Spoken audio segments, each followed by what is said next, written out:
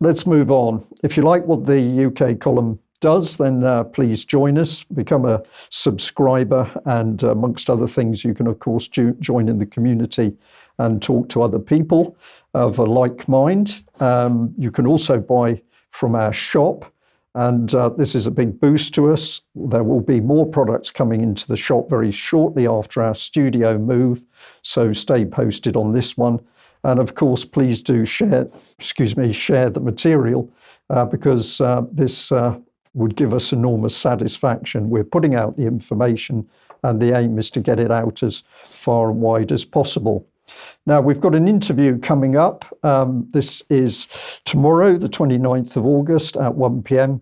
Jeffrey Tucker. I don't know whether you have anything to say on that one, David?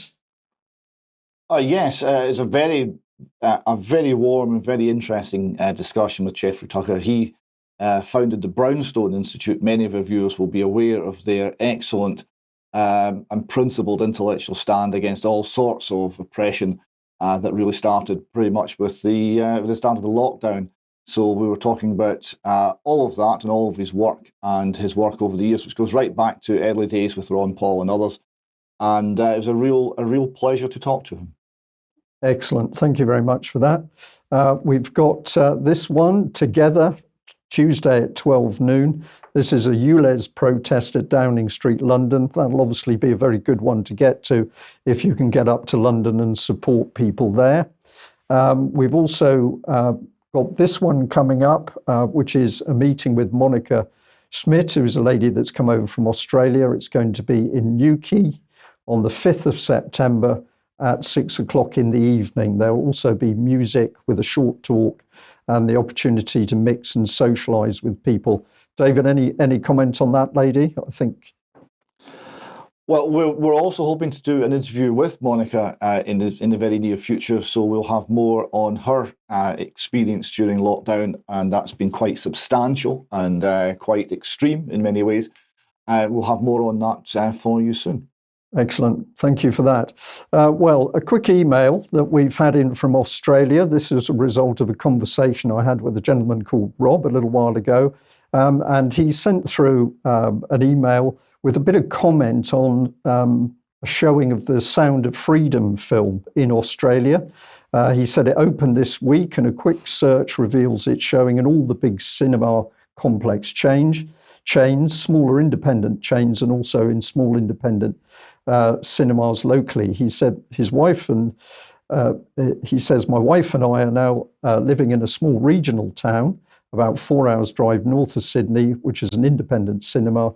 And being a small town, it's not uncommon for film sessions to have only a handful of people. But he goes on to say, in this case, there were a lot of people and that they stayed throughout the whole performance and nobody left during the credits. And they all stayed to watch the post-film speech by Jim Caviezel. And he said the same audience member, this was somebody spoke up at one stage, spoke thanking everybody for coming and asking them to spread the word. So it appears that a group of individuals teamed up to make that happen. And that's very encouraging because I think this is an extremely important film about children and what's been happening to them. Now, another email that we've had in, thank you to Linda from this one. She's been challenging Oxford City Council on the Tart Drag Queen project. So she asked some questions. Here are the response. Oxford City Council gave a grant of £500 to the project. The funds were committed as part of the assessment of round one of the Oxford Community Impact Fund.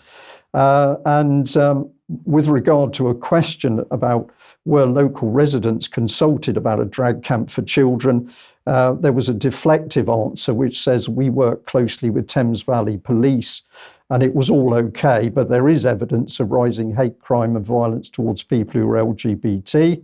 And finally here, when they were asked about risk and impact assessments, it says all grant applications are required to have all the relevant legal policies and procedures in place.